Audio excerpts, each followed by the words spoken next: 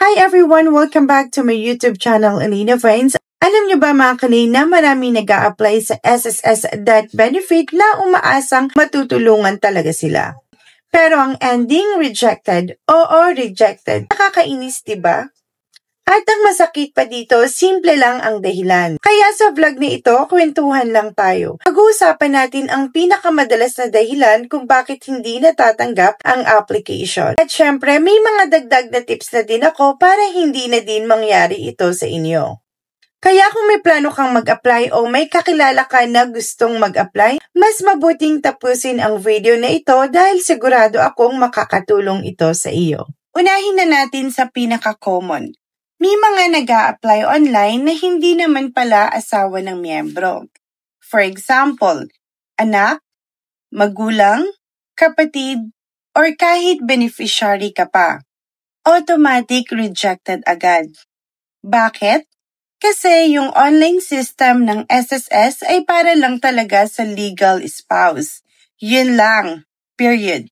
So, kung ikaw ay anak or magulang, huwag nang sayangin ang oras mo online kasi mababagsak lang din yan. Ang gagawin mo, diretso ka sa branch, doon ka mag-file. Marami na akong nakakausap na nagsasabi, bakit kami beneficiary? Bakit ayaw tanggapin online?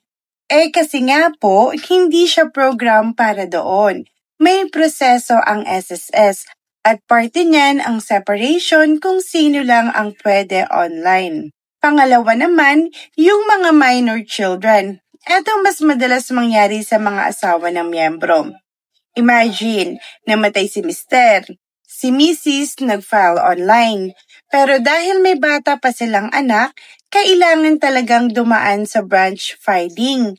At hindi lang basta branch filing ha, dapat dala mo ang birth certificate ng dependent child. Ang nangyayari kasi minsan, excited si Mrs. File agad online. Hindi alam na dahil may minor child pala, hindi tatanggapin. Ending, rejected. So, ang lesson dito, kung may dependent pa kayong bata, wag nang dumiretso online. Diretso na agad sa branch para hindi na masayang ang oras at effort mo. Pangatlo, eto nakakainis talaga. Kumpleto ka na sana, pasado lahat ng papers, tapos boom, rejected dahil inactive o deactivated yung account mo. Madalas nangyayari ito kasi matagal nang hindi nagagalaw yung account o kaya na-close na ng bangko. Kaya ang tip ko dito, bago ka mag-apply, check mo muna yung account mo, active pa ba? Nagagamit pa ba?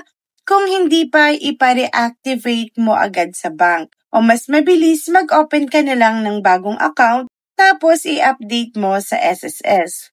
Parang ganito yan Gusto mong magpadala ng package pero mali ang address. Siyempre, hindi darating sa'yo yung padala. Ganon din sa benefit. Saan ipapadala kung wala ng aktibong account?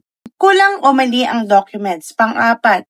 At feeling ko, ito yung madalas mangyari. Kulang o may discrepancy sa requirements. Halimbawa, may typo sa pangalan sa marriage contract o hindi tugma yung spelling sa birth certificate. Akala ng iba okay na yun.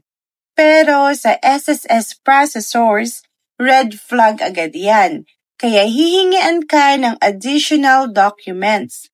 Ang ending, delay. At kapag hindi ka nakapag-comply agad, pwedeng tuluyang ma-reject. Kaya ang tip ko dito, doblehin at triplehin ang pag-check ng requirements bago ka mag-submit. Huwag kang mag-assume na sapat na kasi kahit maliit na mali, may epekto na. So ayan mga kalin, yun yung top 4 reasons kung bakit nare-reject ang SSS Debts Benefit Applications. Una, hindi legal spouse ang nag-claim online. Pangalawa, may minor child or children kaya kailangan sa branch. Pangatlo, deactivated ang disbursement account. At pang-apat, kulang o mali ang requirements. Kung titignan mo, lahat naman to pwedeng iwasan kung alam mo lang yung tamang proseso. Kaya kung may plano ka mag-file o may kakilala kang mag-a-apply, i-share mo sa kanila itong video para hindi sila magkamali. At syempre, kung gusto mo pa ng ganitong klaseng content na simple, klaro at diretso ang paliwanag, huwag kalimutang mag-subscribe, mag-like at i-hit ang notification bell para lagi kang updated. Ako si Elena Vines at mission ko ay gawing mas simple ang proseso ng government benefits para sa inyo. Kita-kits sa susunod na video. Mga kalin, may paalala lang po, ang lahat ng impormasyon na ibinahagi ko sa video na ito ay mula sa official guidelines ng SSS at personal na interpretation ko para mas malinaw at mas maintindihan natin.